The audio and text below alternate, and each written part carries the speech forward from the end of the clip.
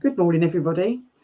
I thought I'd come a little bit more out of my comfort zone today, and rather than just come to you with unlocking the fearless you, I thought I'd also come to you with a bit of a spin-off show.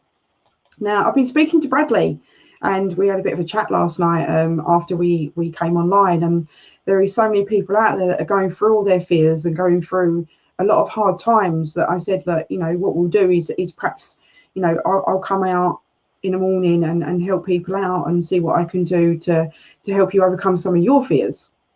So we was chatting, we were just having a general conversation, and we said about, well, why don't we open a fear fighter show? There's a lot of people out there that go through all these situations and go through these problems, and I just thought, well, if I can help somebody else out there, like I spoke to Louise yesterday, and there's also Elizabeth out there that have gone through their problems, then I thought, well, during the day you can always come to me and I will be here. I'm going to try and do it around about 10-11 o'clock every morning, just to see if I can help people out that can't make it in the evening. But if you can make it in the evening, then I'm on Tuesdays and Thursdays at 8 p.m. That's London time. And with that, it's just like, I'm a little bit down today because I've had a lot of conversation, and that is early morning, so not quite got the coffee down me just yet. But thank you very much for joining me there, Therese. Was it turn fears to fuel? That's exactly that. And the thing is like Therese has gone through her same situation as I know that she spoke to me about, is that broadcasting was a new thing for her. And she gave it a go, and she got over some of her fears and some of the complications. And, we went through quite a few bits, and we had a couple of conversations about it and to try and get her out there. And she's done it, and it's absolutely amazing. And she's a natural. And that's the thing, until you try stuff, you don't even realise of how natural it comes. Love to you, Maxine. I love you too. It's amazing knowing, of what you've gone through yourself and the fears that you've overcome, my love. Now, Therese comes all the way from Norway.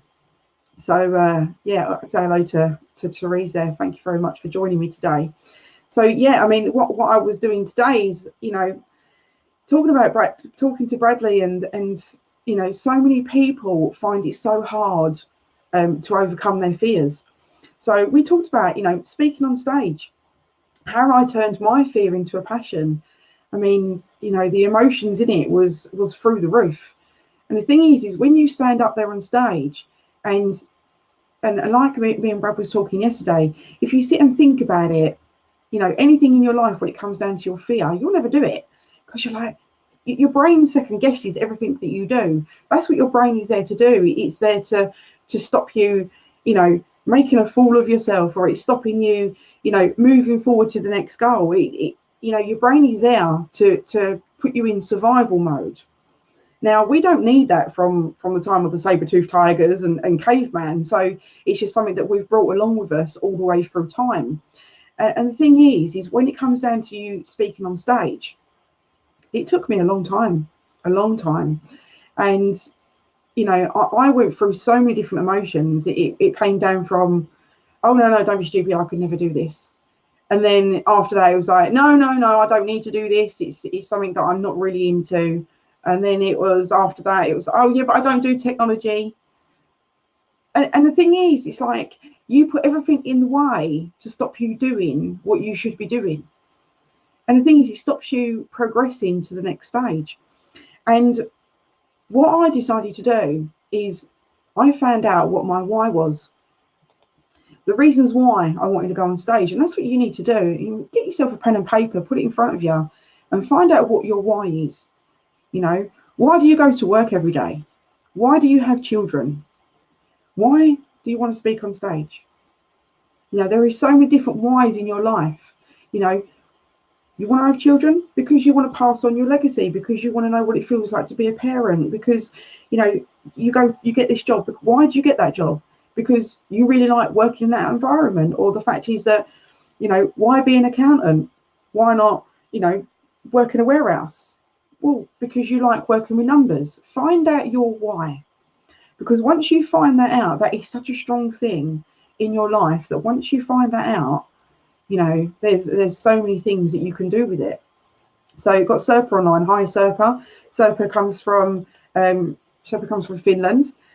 So she can come down and see Santa Claus this year, because she comes from near enough Lapland. So it's nice to see you on here, Serpa. Now, Serpa, I hope you don't mind me saying, is Serpa came on stage a couple of months ago now, and Serpa's fear was it comes down to that she was alcohol dependent, and she's been clean for a long time now, which is absolutely an amazing thing to do.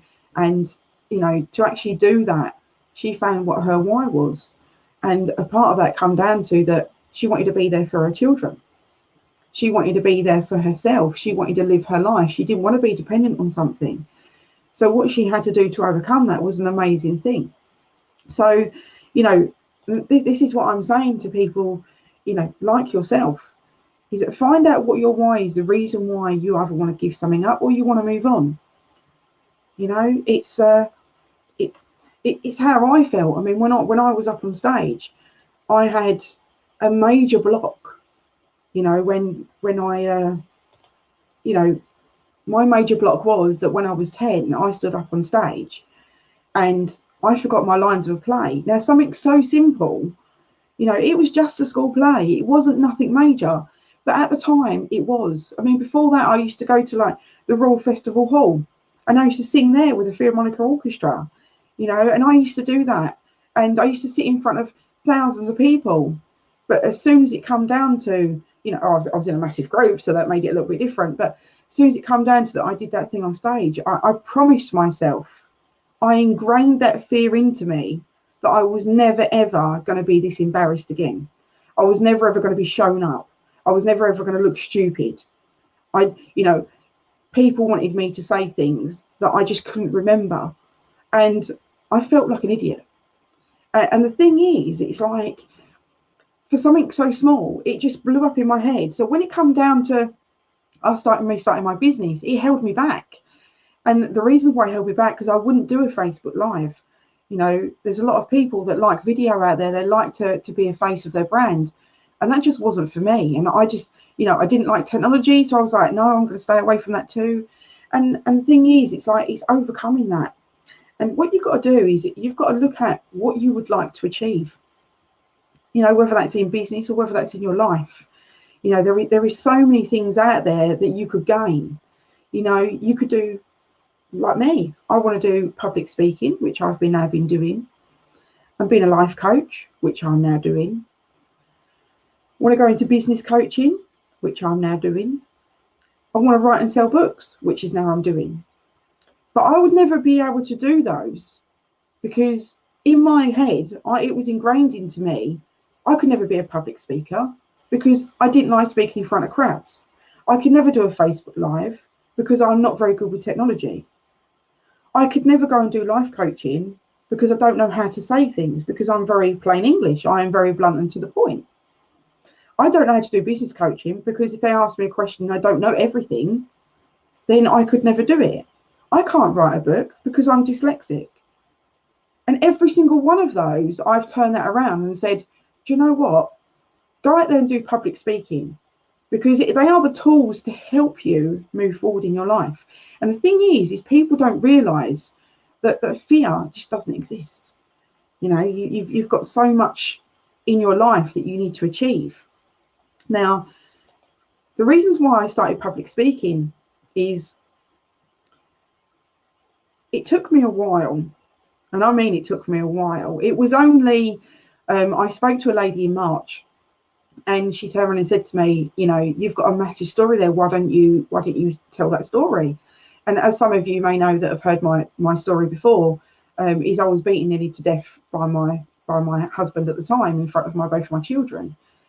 And the thing is, it was like, why would anybody want to hear that? And not only that, is every time I thought about it, I just wanted to cry.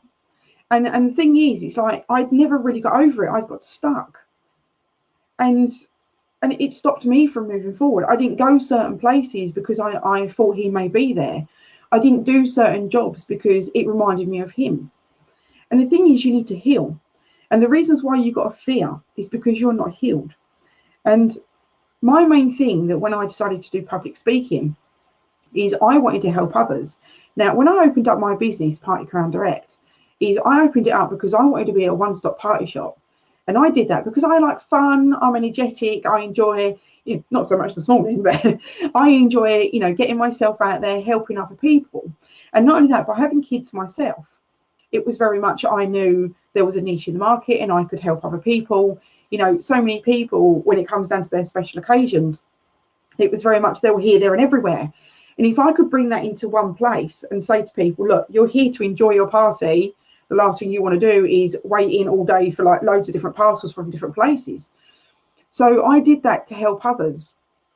And when I was actually in there and people kept coming back and my regular customers came in and we'd sit there and we'd chat, or I had a new customer come in and I'd spend an hour with them going through what they needed for their balloons, going through what they needed for their decorations, what party it was, if it was a hall, whether it was and it was all about talking to the customer. And this is the thing, it's like so many people get shut off from the world. And when you talk to customers and you get to know them, they start telling you a bit about their life. And you find that there's so many other people in this lifetime that have gone through problems just like I have. I mean, I know that Therese has gone through her problems. I know Serpa's gone through hers. And the fact is, it's not until you actually want to overcome it that you move forward with it. So, yeah, it's very much that I was told, Maxine, you're doing it for other people. You can't be selfish and keeping your story in. And selfish is something that I'm not. And I actually sat there and thought about that. And I was like, really? Am I really being selfish by not saying anything? Why would anybody want to listen to what I've got to say? And it wasn't until I changed my mindset and I thought, I don't want to be selfish. I've opened up a business so I can help other people. I'm far from selfish. So it's sort of like put it into perspective that by me not standing there saying my story, I then can't help other people. And if I can't help other people, they then can't overcome their problem, or they can't overcome, their abuse, and they can't get out of their relationship, or they can't move on from their job, or whatever their actual situation that they're in. And the thing is, it's like, I wanted to get my voice heard. And the first stepping stone to me was making sure that I could actually say what I wanted to say and talk about what had happened to me and not actually burst into tears, because I needed to heal. So I found one particular person that I could talk to. And that's the thing, sometimes it takes one person. And she got me to talk about it over and over again. And even though I sat there and I sobbed about what had happened to me, and we had a conversation. And then a week later, I saw her again. And she sat there and she asked me about it. And we had a chat and we talked. And she said about, was it the fact is that what he done, what he went through as a child, how he felt, the fears that he had. And once I realised that it wasn't my fault, once I realised it was something that has happened in his life that he had to overcome, and the fact is that I could help other people what I'd gone through, I thought, well, do you know what? Perhaps other people do want to hear this. So back to obviously the lady I met in March. She then sent me a message on Facebook and said to me, Maxine, it'd be absolutely lovely if you could come to my book signing. Now, I was like to Deborah, I was like, I can't, what do you want me to do? She goes, oh, well, it's over in Reading. I just want you to come and tell your story for 10 minutes. We spoke about it and I told her about my story. And at the time I got choked up, but I knew I had to get it out because she was having this book signing and we were just generally chit-chatting. And it wasn't until I sat there and she asked me about going to this book signing in Reading. I was like, yeah, I'll do it.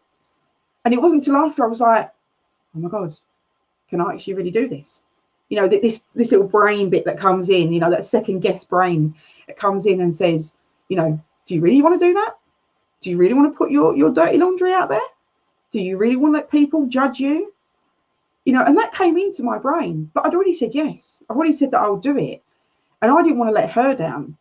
So I knew no matter what, I had to do it. And then I'm sitting there thinking, my other part of my brain's going, do you really want to travel 3 hours for 10 minutes? Do you really want to go and do that? Is it really worth your time? you know, and you'll get all these things no matter what you try and do in your life. Your brain will second guess everything you do because it's going to survival mode.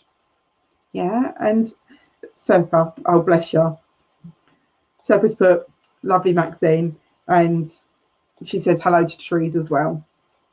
So yeah, so this is the thing with public speaking. It's very much that, you know, I decided to get out there. I decided to go to the book launch. I drove the 3 hours there, got a little bit lost, but we won't tell anybody about that. So I actually got to Reading University, and I was sitting there, and my heart was pounding, and I was like, breathe. I just need to breathe, and you know, I was like, you know, and it's so hard to get myself out the chair and actually go and stand in front of these 40 people and put my voice out there. Now, the lucky thing was, I was thinking, oh, that's all right. I've got a PowerPoint presentation. We can do the PowerPoint. I can show people. If I can't speak about something, then that will cover my backside. Now, things are sent to test us. And that day, I really was tested, because even though I'd spoken to Sue and I'd got everything out there, this was the first time that I'd said it to more than one person. And my 10-minute presentation is that we were standing there, and the actual presentation was behind me. So I couldn't actually even see what slide it was on. So there's me at the presentation doing this. Doesn't look very, very good at all. You imagine me talking to you now and speaking to you like this, you know, and it made me a little bit self-confident in what I was saying and what I was doing, because I was like, now I'm looking stupid. So I had to remember what my slides were. Now, the thing is, my confidence then kicked back in. Why do you need to remember the slides?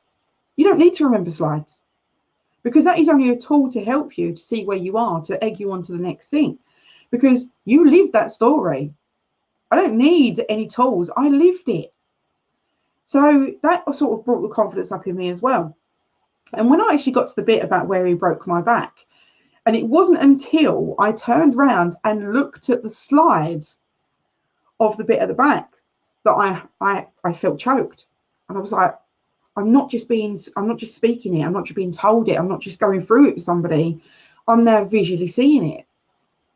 And that's the thing. I mean, we go through everything. We go through our eyes, you know, people that see, people that hear, you know, where words that are spoken. People take things in a different way. I'm very much a visual kind of person. And this is the reason why when I talk about things like this, that I put it up, because I'm visual. So you are seeing it and you are hearing me at the same time. And I'm quite happy to do any questions and answers that you want to do. So, you know, we can be speaking to each other. So that's not a problem. Anything you've got to ask, just ask me. If I don't know, I'll tell you I don't know. You know, if I do know, then I can help. Then absolutely amazing. I will help you as much as I possibly can. And so, you know, Therese and Serpa, if you want to ask any questions, you're more than welcome to. And so when it come down to, you know, me doing my public speaking for my 10 minutes, I got off that stage and my heart was still racing. My heart was all over the place. My emotions was up here through the roof. It was like, but the feeling that I had was, oh my God, I've done it. I've just stood there in front of 40 odd people and I've done it. And that was a start. That first step is the hardest step that you could ever imagine. Whether it's, you know, whether it's someone's left you, that first week is the most emotional. Whether you've stopped drinking, that first week is the first time that, you know, that you've not had that drink and you're going through a cold turkey, that your body goes through, I need this, but you need to be strong. When you give up smoking, then the nicotine, the fact is that, you know, you need in your body, it's so hard. But once you overcome this, you know, it becomes much easier. It is literally just taking that first step. And the thing is, I wanted my voice to be heard. So when I started speaking to Bradley back in June, it was very much that he was like just talking about general things and he was going through lots of stuff. And Bradley's like this amazing person that's got this such high energy that he just makes me smile just thinking about it. You can tell, it just makes me smile just thinking about him, because it's like, he's like the uncle to everybody, right? He's like, he just chats to everybody. You know, you got a problem, you go to him, and you know, he just, makes you feel uplifted. And the thing is, you know, everybody loves to be something. And I love to help. And that's my thing. I'm a helper. I'm a fixer. And that's what I've always done. So this is a reason why, you know, it was a normal thing to become a fear fighter, because what I've overcome and what I've gone through in my life, which when you read my book, you'll hear all the things, or you'll see all the things that I've gone through.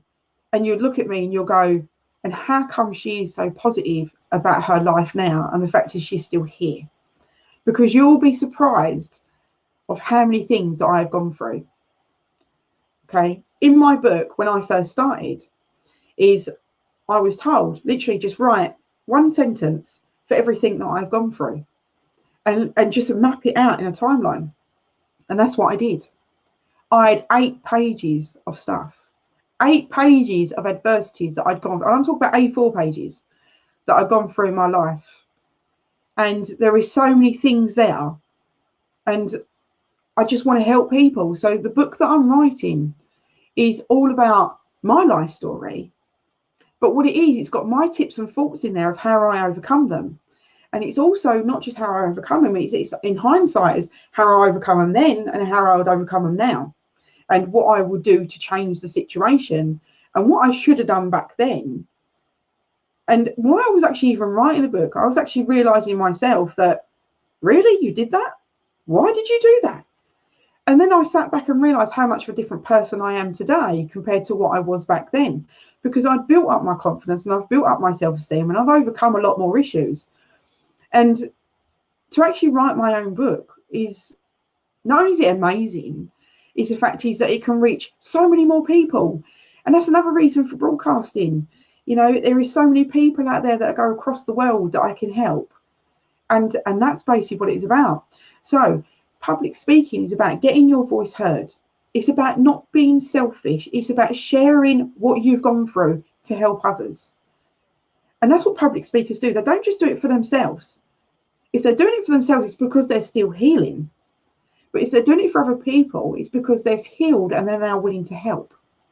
And that's the good thing. See, what you need to do is you need to find the core problem. And the core problem is that people really need to see where it comes from. Now, Serpa, I got down here. One day I speak English well and write well. Exactly that. I wish I could comment a lot, but I have to use a translator. Oh, Serpa, you are an amazing speaker. And I spoke to you last month, and I turned around and said to you, your English has got so much better to, you know, when I first spoke to you. So don't ever think that you're bad at English. If you'll find it quite hard to write, I understand that. And using a translator, that's fine. But once you get confident, you won't need that translator. And now that you're here in the UK, you know, everybody can help you. Go to an English class. Yeah. Get yourself in college one evening a week. By doing that, they will show you how to write. You know, you need to find what the problem is, find the solution, take action and overcome it. And by doing that, go to an English class. Learn to read, learn to write. Won't need a translator. Overcome it, my love. I know you can. You got here, I'm really proud of you when you tell your life story and how much it will help other people. And that's exactly that.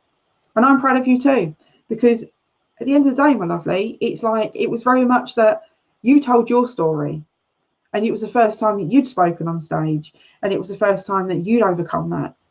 And I know how proud of you are of yourself, and how proud I am, and Brad and everybody else on that stage that was actually up there as well, and also people, the audience that were watching, and all the people on Facebook that were actually, when it was going live, we are all proud of you. Yeah. And the reasons why we're proud of you is because you are healing, because you are overcoming. And what you did on that stage that day is you helped other people overcome the problem that they've got. You just need to find your core, the reasons why it started to start with, and heal from deep down. And that's the thing. It is all about healing. Hang on, I'm just going back up. Right, so we were talking about core problems.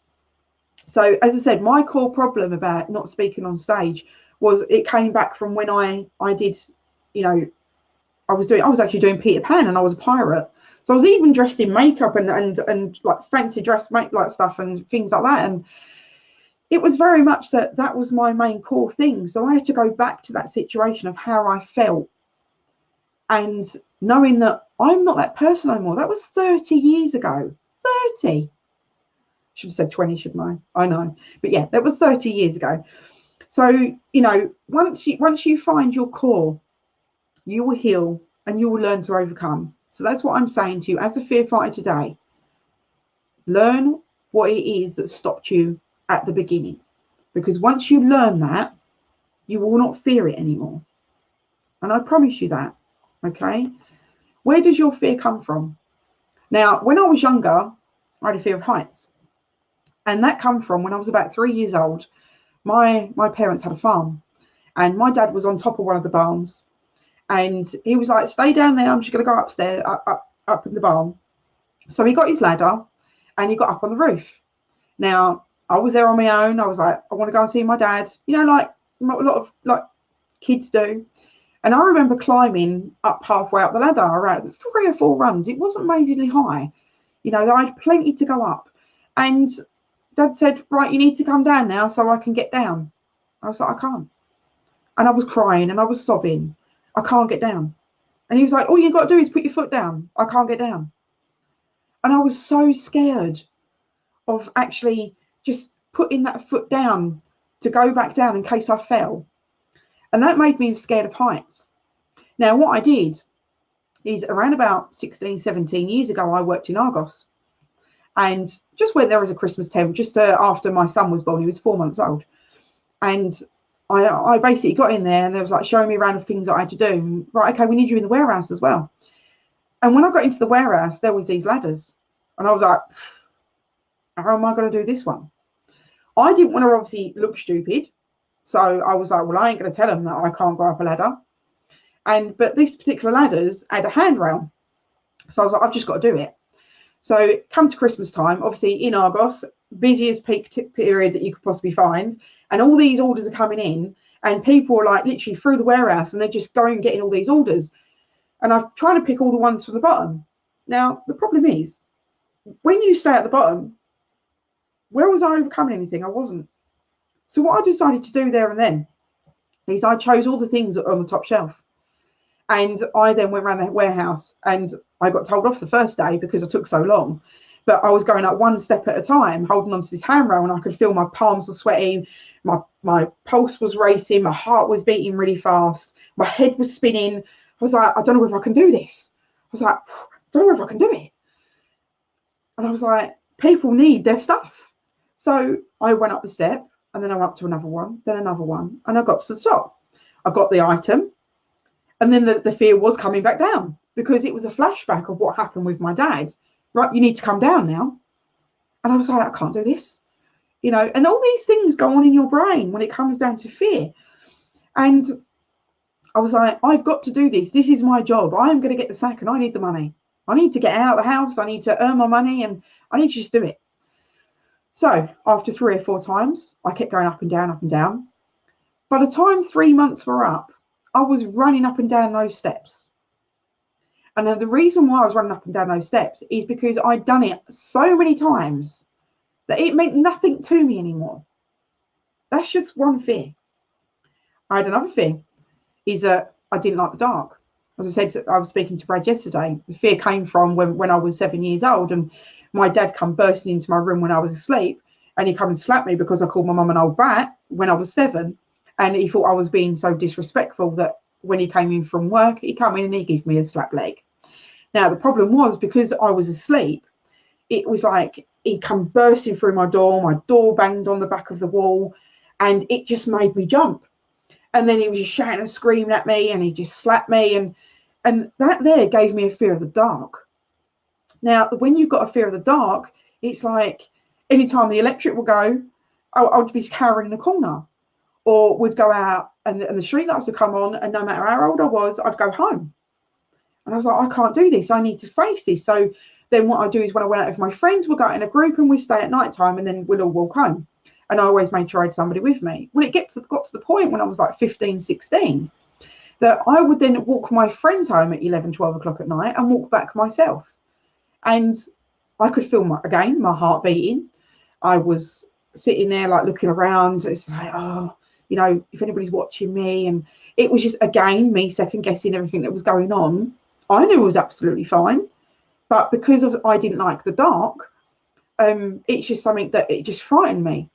So I did this every single day, and every single day I got told off for being late because I was in 10 minutes late because everybody else had gone home. But it was my way of overcoming my fear. And I did that on a constant basis. And it's exactly the same when it comes to stage fright. You know, as I said to you about when I was 10, I did a play and I couldn't speak on stage. So now I go and speak on stage every opportunity I get. Now, the reason why I stayed so long at Adam Stott's event yesterday is because I got on stage and I'd done him a testimonial, and I was up on stage for around about 3 or 4 minutes. And I've done this plenty of times now. So now it means that I can just go out there and say what I need to say. And a lot of you will see that from when I've actually been at the events, that I will now just get up. If Maxine's doing something, you know, I will just get up and take over because we need to fill a space or we need to do something while she's doing something else. And I will do that. Now, what I'm saying to you, that the point to, you know, what I'm explaining with this is that you need to overcome your fear by keep doing it. Yeah. Keep doing the things that you fear. Take action. I mean, it either comes down to silly things. The fact is that when I was younger, I hated earwigs. That came down from a story when I was around about 7, 8 years old, that someone told me that their cousin had an earwig in their ear and it got stuck and they had to go to the hospital and have it taken out. Something so simple. I was like, oh, don't like earwigs. And, you know, I overcome that probably about a couple of years ago. But yeah, I just, YouTube doesn't help you. So don't look at YouTube. So yeah, so what I'm saying to you is, when it comes down to your fears, overcome them by doing them. Fear is an evidence. Fear is a false evidence appearing real. Right? Fear doesn't exist. Fear is not real. It is an obstacle that stands in your way to stop you from progressing for where you want to be. And that's the thing. It's like, you know, you fear if you stop doing something, it's better the devil you know. And sometimes it's not the better the devil you know, because you're never going to learn, you're never going to expand your mind if you keep doing the same thing over and over again. You know, if you keep going back to the same boyfriend and it doesn't work every single time, what does that say? It's not meant to work. It's not meant to happen. You're not the right people. So why keep going back? Yeah, but I do it because I love him. But do you? Because when you're together, you don't get on. So do you really love him? Or is it the fact it's a habit, that it's something you keep going over and over again? It's a fear that if you let go of that person, are you going to find somebody else that loves you? Now I've just hit the nail on the head. Does that fear then come down to your childhood? Does that come down to your core? Does that come down to where you didn't feel loved as a child? Does that come down to that you felt, if you're a female, it's normally a father figure didn't give you the love and respect that you needed, and if you're a man, then it will be that your mother didn't give you the love that you needed. So what you do is you crave that love now, and by craving that love, it's very much that you fall in love very easily, because they're giving you what you need. They're giving you the love and affection that you crave, that you never got as a child. So this is what I mean, is any fears that you've got, I want you to go back and I want you to get yourself a piece of paper, and I want you to write down every single fears that you have. By writing those down, I want you to then put down where those fears come from. Go back to when they first started. Find your core. Once you find your core, you can see where that come from. You then need to find and take action. Taking action, finding your solution, will then make you overcome your fear. If you're scared of heights, go up on a high thing. If you don't like snakes, go and hold a snake. Do it in an environment. Go to the zoo and ask them to hold a snake, like, you know, one of those ones that let you touch them and stuff like that. If you don't like spiders, go to one of those events where they let you hold a tarantula. You know, they're there. They're not going to make you, you know, do something you don't want to do because you need to want to do it. It's changing your mindset. No one can tell you to overcome something. You need to do that yourself. Okay. So you've got on here is, so I'm just reading some of the comments that are down there. So you have to make your mind up, okay, of what you want to do. It is all about mindset. Now, when you overcome your fear, you will understand of how much it releases you, how much the weight feels like it's come off your shoulders. Now, obviously, Brad was telling you about yesterday, but where he's had to change the event. Now, Brad sat on that for a little bit because his fear was that he was being let down. His fear was he was letting other people down. Now, the problem is with that is when it comes to nerves, that kind of fear, and the reason why nothing was said for a few days or a couple of weeks, like he said yesterday, is the fact is he didn't want to let go. His fear was as soon as he put that out there, it was true. And he then felt let down and he then felt gutted. And the thing is, it's like by him putting them words out, by saying, look, we've had to change the date because of this, because, you know, people have let him down and things that have happened. Everything happens for a reason, right? And that's what he's got to remember. But it'll be so much better. The fact is that we've got more time. But it's like we're talking about fear today, so we'll talk about that another day. But the fear that he had, he just didn't want to let go. He didn't want to believe it was real. And he overcome that by actually doing it and taking action. And now he's all buzzed up, ready for February. And that's the thing. It's overcoming fear. And it's the same with you, Serpent. It's the same with you, Therese. You know, you're overcoming your fears by standing up on stage and speaking it to other people. And it's absolutely amazing. So, you know, I just want to let you know that, you know, fear leads to anger. Anger leads to frustration. Frustration leads to disappointment. And disappointment leads into regrets. Do you want to go into your grave in many, many years' time, knowing that you didn't do a lot of things because you was afraid to do them? Do you want to sit there and go, I wish I would have done that. I wish I would have travelled the world, but I don't like planes. I wish that I would have stood up on stage and told my story to help others, but I didn't overcome my problem. I wish that, you know, I would have put my child into private school because they didn't get on with normal school. You know, are you going to sit there and regret everything that you've done in your life because you didn't take action? So I'm telling you now, this is what you need to do. Me, Fear Fighter, telling you, is you need to get your mind set, go down to your core, find the problem where it started, take action to it and move on.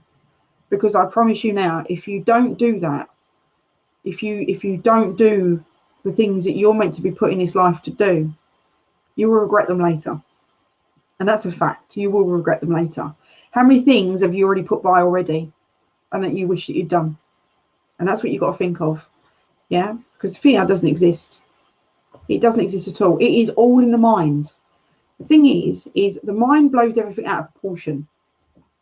It allows you to think the worst of every situation. Okay? You need to take control of yourself. Would you let a person turn around and dictate to you what you should and shouldn't be doing with your life? Would you? I know I wouldn't. I don't want people telling me what I can and can't do. I know I can walk. I know my back's broken, but I know I'm going to walk. I know my children have problems, but I know they will overcome it. You know, I know that I find problems and situations, but I overcome them. And I don't let anything stop me anymore. I don't let people dictate to me that what I can and can't do. And that's what you need to do. You need to see your fear as a person. And once you see it as a person, and the fact is that they can't dictate to you what you should and shouldn't be doing, yeah, it will just disperse. It will go. And when you overcome that, it's such an amazing feeling. And it's absolutely brilliant. Okay, and I've got to overcome my fears in a lot of things. Doing one of these was my fear. And here I am speaking to you today. And it's outside of my broadcast. So it's not even as though that it's scheduled in. So, you know, it's like doing something that's not scheduled, you know. And I've been thinking about this for the last few days. I was like, do I, don't I, do I, don't I? And Brad was like, you know, we've got time. You know, certain times that you've got on, you know, 10, 10:30 is free, a free slot, so you can go in there. I was like, brilliant. Okay, fantastic. So this is why I'm here. So when I came here, obviously we've talked about lots of different fears. We've talked about cause and we've talked about overcoming them. But the main thing I was talking about was coming on stage. Now, if you would like to overcome your fear, if you would like to speak on stage and become an award-winning speaker, if you would like to get your voice heard and be able to help others, you know, heal your past wounds of what you've gone through, because once you speak that out, it's like getting rid of a sickness. It just comes out.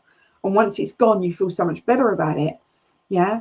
And by doing that, you're overcoming your situation, and also you're helping others at the same time. We want to hear from you. Yes, you can want to hear from you. And the reason why we want to hear from you is because we want to hear your story. We want to see what you've been through and how you're going to overcome it and what you're going to do next. Because we have our events every month. And basically with that, we want you to come along to one of our events. Now, whether you want to speak on stage and actually say your story, you can do that. That's great. You can go to the Yes You Can page and you can book in a slot to speak. That's absolutely fine. You know, you get like an 8 to 10 minute slot and you can tell your story. And with that, you don't have to worry about doing a file to do, like put it up on a screen behind you, because we just talk it because you've been through it. So you don't need that behind you. Okay, you just need to speak to the audience. You need to speak from the heart. And that's what it all is speaking from the heart. Okay. Now, if you don't feel like that you're quite ready for that yet, perhaps you want to come and join the YYC family. Yeah. And by doing that, what you do is you can come to the audience, you come and be in the audience, and you'll come and see the kind of energy that we have, and you'll come and see the way we all are with everybody, and how welcome that we make you feel, because that's what it's all about. It's all about, you know, making new friends. It's about networking. It's about understanding each other. It's about getting there. It's about not being alone. It's about giving you a hand up. It's about helping out. You know, we are all there for each other. And that's basically what it comes down to. So I'm sending you this on Global TV. I'm also going to be sharing it out.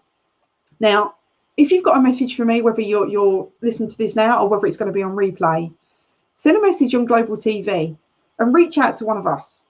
You know, you've got Bradley and the 12. We're all there. And anything you need, we're happy to help. Whether you need a life coaching course, whether you need a motivational speaker, whether you want to help writing your book, whether you want to help when it comes down to your business, we can help on all levels. The 12 of us does 12 different things. I'm your motivational person. I'm your fear fighter. I'm your fear fighter. It's not just me. I'm here for you too. And the thing is, it's like, and I'm also a life coach as well. And I'm happy to help you and bring you along your way. We've got many programs that we've got coming out right from now, right up until, you know, the day of dawn. It's just like there is so many programs coming out that we can do to help you move forward. But for now, let's start from scratch. Let's get you into the YYC group. You know, add yourself on Global TV to see what comes up and see the videos that people are doing. And then once you've done that, you then might actually go, do you know what? I feel brave enough to come along. And then when you come along and you meet everybody and you see how everybody else is actually, you know, talking about their adversities, and you sit there thinking, wow, they've gone through their same thing too, you will feel that inside of you. You'll feel that pull that you also want to put yourself out there and you want to go do that too. So if at any time that you actually want to come to, you know, YYC, there's on the screen now is our website. Read up about us. Read up about what we do and what we're looking to offer and what we have in store, because we've got so much coming up and we want you to be a part of it, because without you, we wouldn't be here, because we're here to serve you. We're here to help you. We're here to bring you along the way, because as Brad says, no man gets left behind, or woman. Yeah, nobody gets left behind. So I want to say to you, thank you so much for listening to me. Serpa and Therese, thank you for so much being online with me tonight, this morning. That feels a bit weird. Being online with me this morning or tonight if you're in a different country. But I want to say to you, my name's Maxine English. I'm one of the 12 and I'm the fear fighter. If you need to overcome your fear, remember, go to your core. Now I'm going to sign out now. I'm going to say thank you very much for listening. I hope that I've helped you along the way. If you even want to put your core things, or if you want to put something in the messages to talk to us, then that's absolutely fine. Just send us a quick message, say that you spoke to Maxine the Fear Fighter, and then obviously I'll pick the message up, and we'll see what we can do, and we'll get you either on the courses, we'll get you speaking, or we'll even get you to one of the events so you can sit in the audience and watch. It's entirely up to you. There's so many different things there for you. But your first thing to do is take action. It's your first step. It's your hardest step. Do that and you'll progress like you've never progressed before. Okay? I want to leave you with that. And I'll say thank you very much with all my heart. And hopefully I will see you tomorrow on the Fear Fighter. Okay? Unlocking the Fearless You. I'm with Anne-Marie tomorrow. She's a clinical hypnotherapist. And we're going to talk about where she's come from and what she's done and how she's overcome that. She's gone from being in foster homes and having no family to being where she is now, and she's now a parent. So thank you very much, guys. Thank you very much for everybody else. And I'll speak to you all tomorrow. I'll see you at 8 o'clock. See you later. Bye-bye.